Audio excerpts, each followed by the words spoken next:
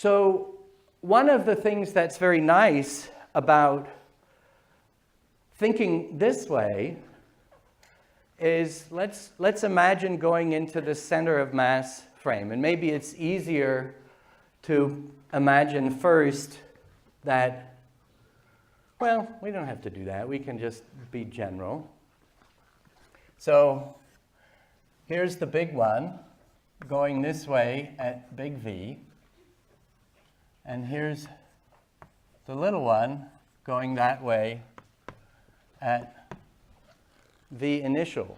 Now, what condition defines being in the center of mass frame? What has to be 0? I heard lots of mumblings of different words. Rhubarb. The first moment, yeah. Momentum. Okay, would that work? If we were in the center of mass frame, then the momentum, add it all up, has to be 0. Otherwise, the frame, the point has to keep moving. The center of mass will have to keep moving with the momentum. So we saw before. So that actually makes it pretty easy. That says that mvi has to have the same magnitude as m little vi. Okay? That would happen if we are in the center of mass frame. So in center of mass frame,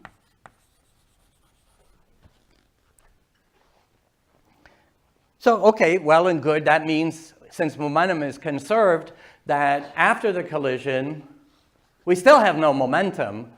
But if we can throw in the condition that we have the same amount of kinetic energy, then does it stand to reason that the only thing these things can do is bounce and go back out exactly the way they came in?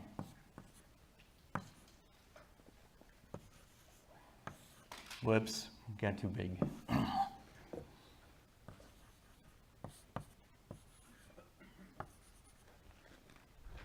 Is that what must be? We have to be able to conserve the kinetic energy.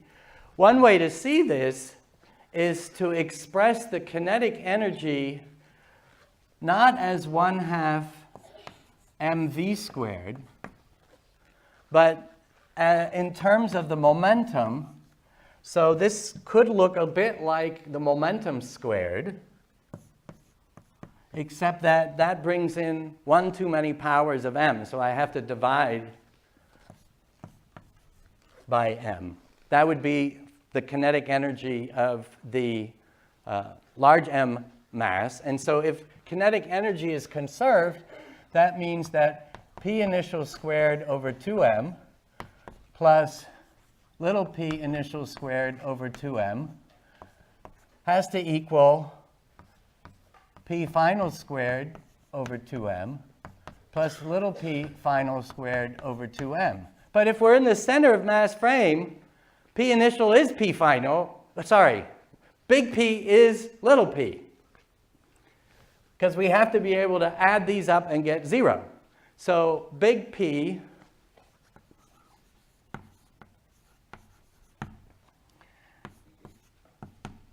pi vector plus pi vector is 0. That means they have to have the same magnitude and opposite direction.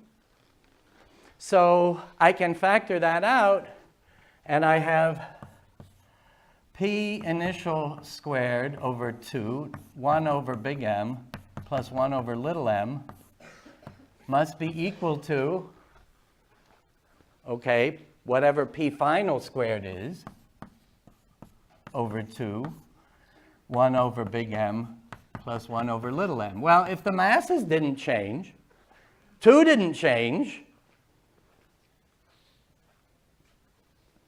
so either the final momentum is bigger than the initial momentum, in which case I didn't conserve kinetic energy. It's smaller, in which case I didn't conserve kinetic energy.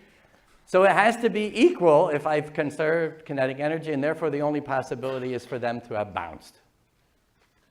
Okay? So looking at an elastic collision in the center of mass frame looks like you just reverse time. They're coming in, and then instead they're going out. So it's sometimes more useful to have that visual picture than algebra, than the equations. And when you're solving problems, you should think, what's going to be a good strategy? Should I go for the pictures, or should I go for algebra? Don't always automatically go for one versus the other.